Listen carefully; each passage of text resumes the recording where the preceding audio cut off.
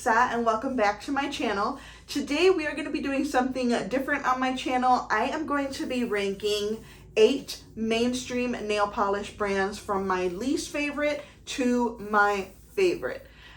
Whew, this one might ruffle a few feathers here. I just want to put out a disclaimer there. These are just my opinions. You know, if you feel differently about a brand or you think they should have been in a different order, then go ahead and put it down in the comments below. Let's talk about it. Let's talk about why you thought certain brands should have been in a different order versus the way that I put it. This is of course just all for fun, so yeah, let's go ahead and get into it. All right, I'm going to start out with the number 8 spot, and that spot belongs to Morgan Taylor.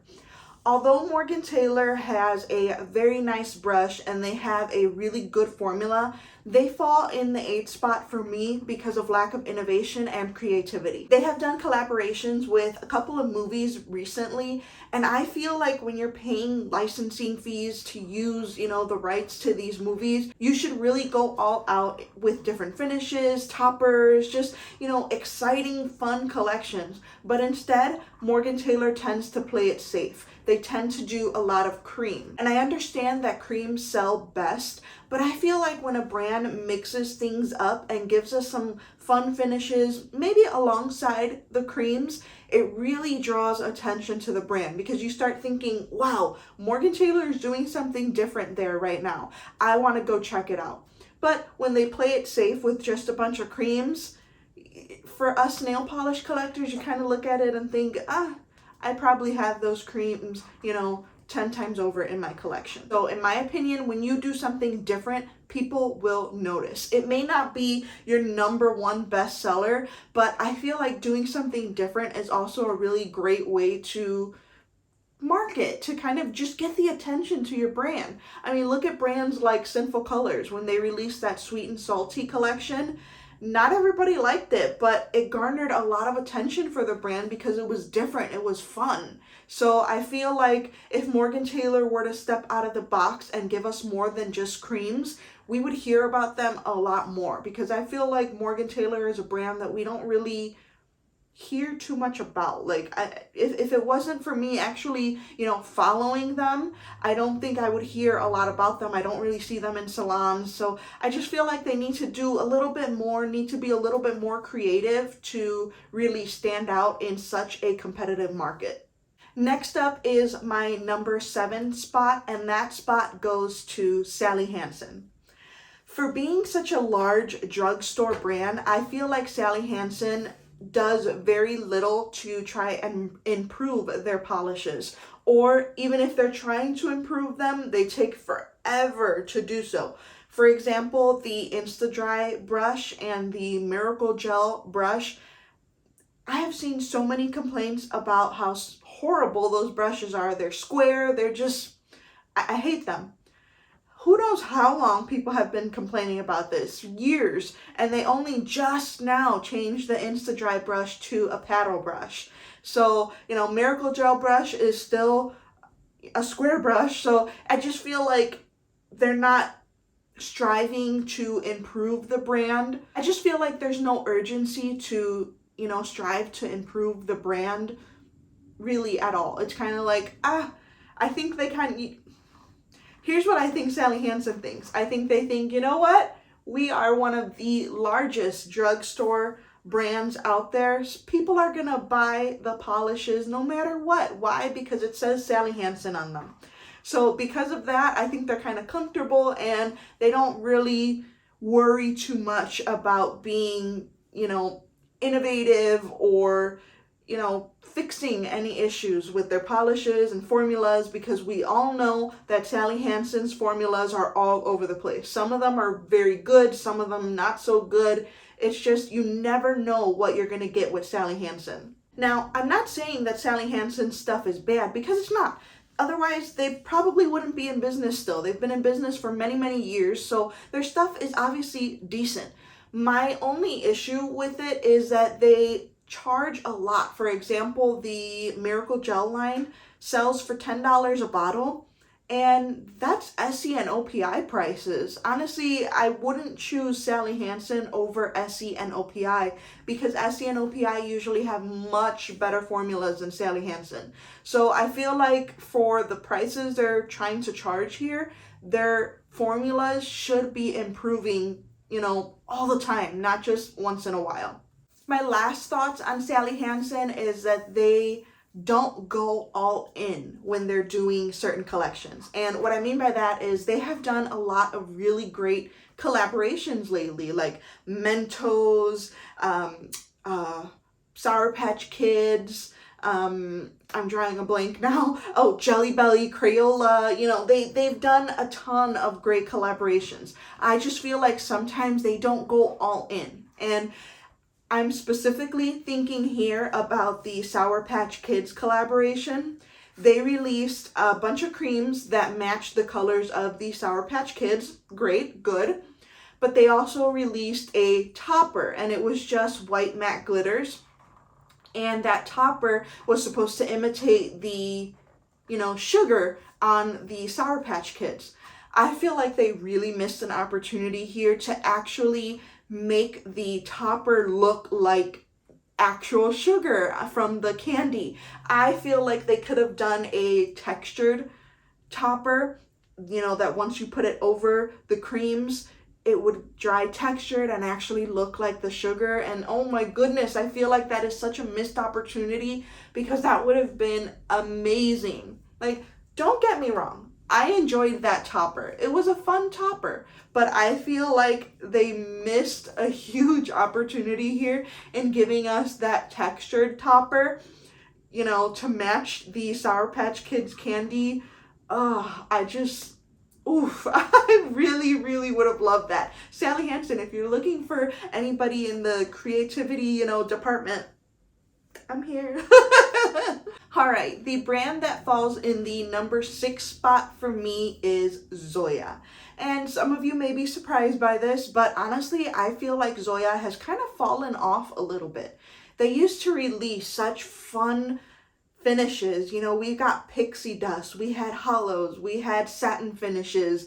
We just had so much variety from Zoya. Their collections were large. They had so much fun stuff packed into it. And now we're getting nothing but pink, red, and corals in our collections lately. The collections are much smaller. The prices of their bottles went up from $10 to $12. We still have to pay to buy a paddle brush. I just feel like there's a lot going on with Zoya and not much of it is positive, unfortunately. I've actually wondered if maybe Zoya lost some very creative people, over the past couple of years, because honestly, I don't know how to explain how they went from giving us such amazing polishes and finishes to nothing but pink, red, and coral creams. And it makes me sad, honestly, because I was really getting into Zoya, and now I'm just kind of meh about the brand because of the fact that they're not giving us anything different. There's no creativity here. We're getting recycled collection over and over again.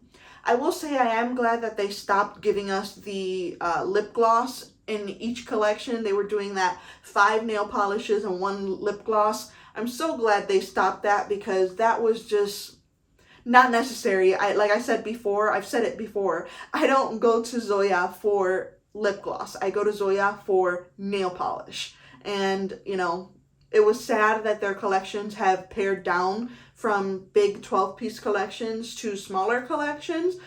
But it was even more sad for me when we were getting 1 less polish because they wanted to include a lip gloss. So I'm glad that it looks like those days are over. We've seen a sneak peek of the summer collection already, and that's 6 polishes. So I'm keeping my fingers crossed that those lip gloss days are over. Now, I do have to mention, Zoya does do a lot of promotions and sales, and many times their wide flat brushes are either included for free when you buy polishes, or, I've seen them sometimes go for 50 cents versus the regular $2 price tag. That's nice, but I just still feel like we should not have to pay extra for a different brush. It's just not fair to me. It's not fair. And I'm not just talking about Zoya here. I'm talking about any brand who wants to charge extra for a different brush while they're trying to hang on to, you know, skinny brushes that the majority don't like anymore. I feel like we should be able to choose what brush we want at no additional charge. You know, like Zoya should have certain bottles ready. Bottles with skinny brushes, bottles with flat brushes, flat wide brushes. And then, you know, we just order what we want. And then maybe this will help them see which one sells better. The bottles with the skinny brushes or the bottles with the Z-wide brush. And then they can finally make the decision, because it seems like they're trying to cling on to that skinny brush for some reason, and they just keep going back and forth. They're basing their decisions on this off of polls that they've done on Instagram stories, which seems a little bit crazy to me to base your business decision like this off of an Instagram poll. But, you know, I think them doing it this way, they'd be able to gauge public interest a lot more, you know, and I don't know, I just think it would be a lot better for everybody and the environment, less waste. Okay, the brand that is in my number 5 spot is Orly. Some of you may be surprised by this, but at this point, it starts to get a little bit harder to rank these brands because I really, really enjoy them all very much. So yes, it starts to get a little bit harder at this point. Also, you guys may have noticed that my hands are moving around a lot. I'm Puerto Rican. I talk with my hands, so sorry, not sorry. Okay, Orly. I love Orly's larger bottles. I just love them. They're probably the largest bottle that out of all the brands that I'm talking about here today. Yes, they definitely are. I love their large bottles. I love their Color Pass subscription. I wish that every brand had a monthly subscription like this because it is great. I love not having to worry about ordering my Orlys. I love knowing that they're just going to appear on my door, and they're also going to include 2 freebies. So love everything about the Color Pass. My biggest thing with Orly though is that I feel like they don't do enough exciting things. Now hear me out. They did the Lisa Frank collaboration, and that was super exciting. I bought everything in that collection because I really, really loved it. But besides that, they don't really do a lot of exciting things. They stick mainly to their seasonal collections, and then lately they've done some influencer releases.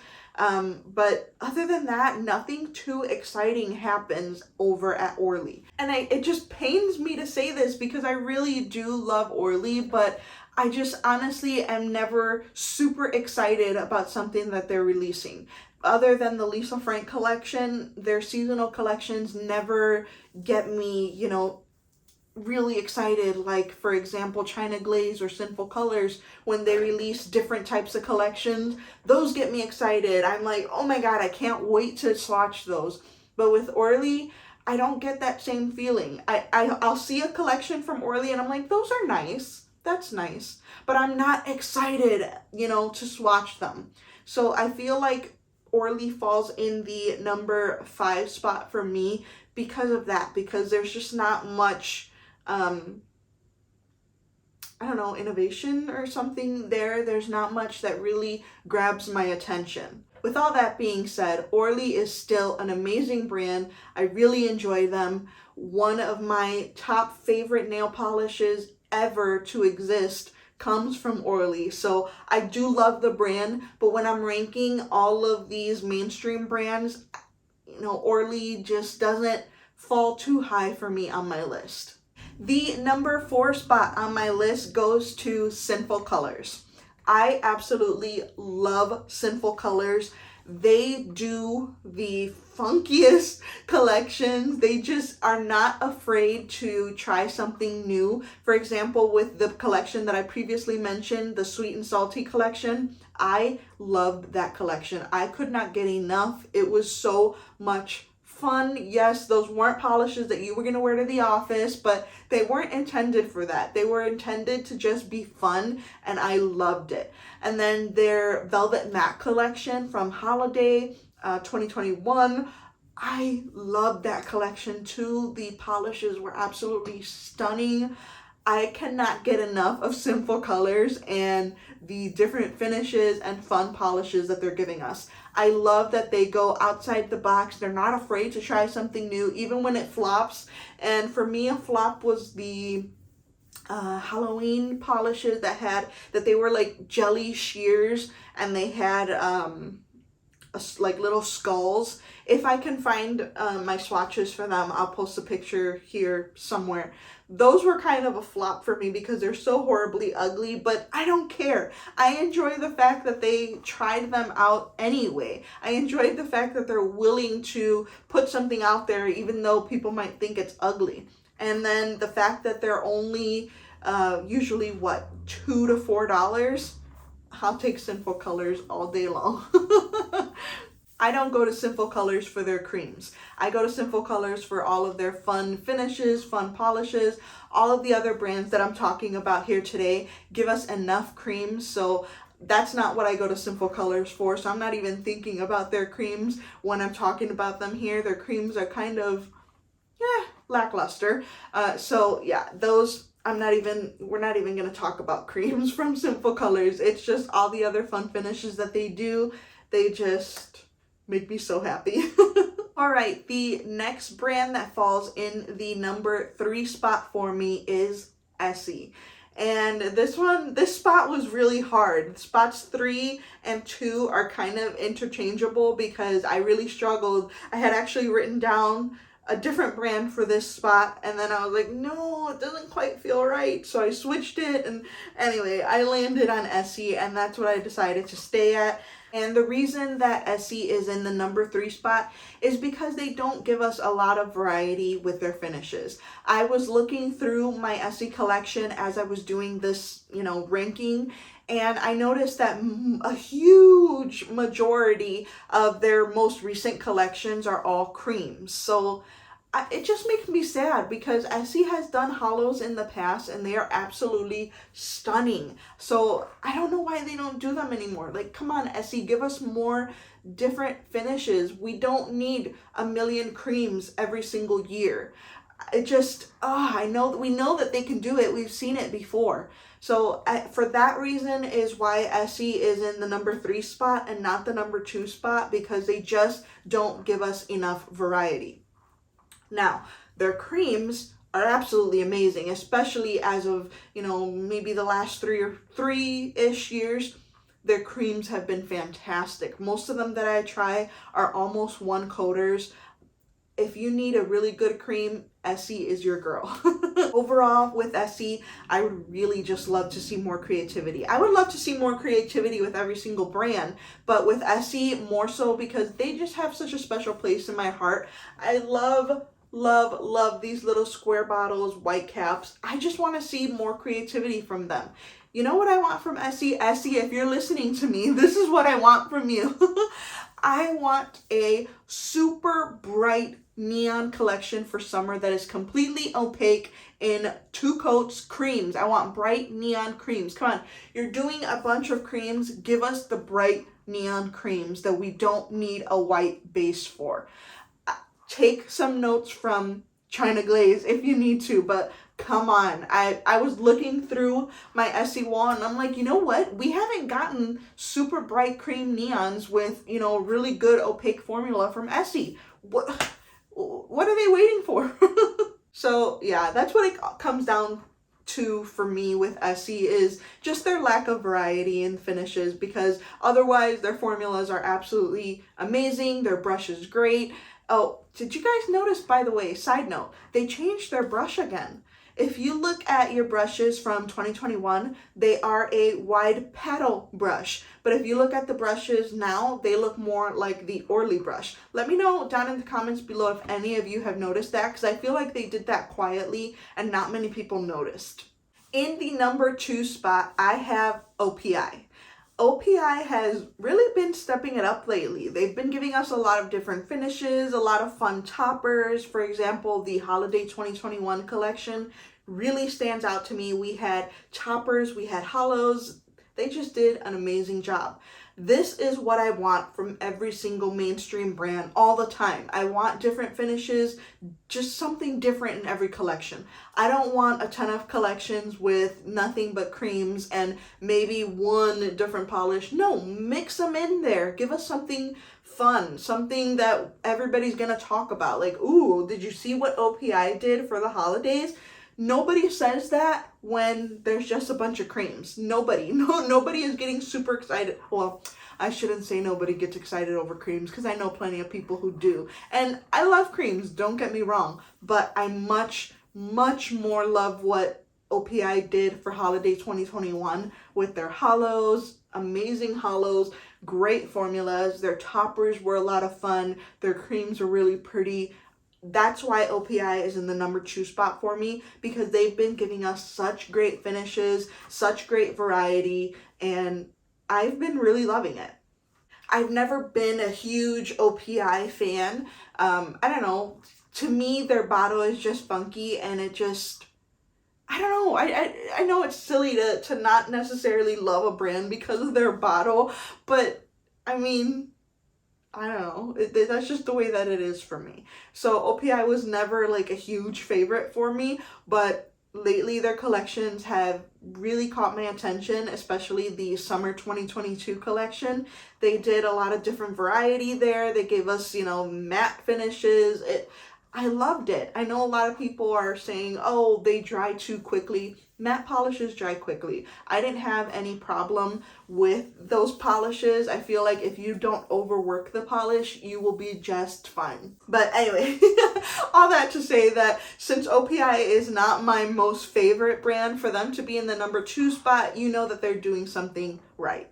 And the nail polish brand in the number 1 spot for me is China Glaze. I'm sure none of you are surprised here. China Glaze is absolutely amazing. Like Sinful Colors, they aren't afraid to try different things. They aren't afraid to just, go all in when they're doing collaborations. Again, the Jurassic World collaboration, I love those polishes. I love what they did with the collection in general. I love that they do the designs on the caps.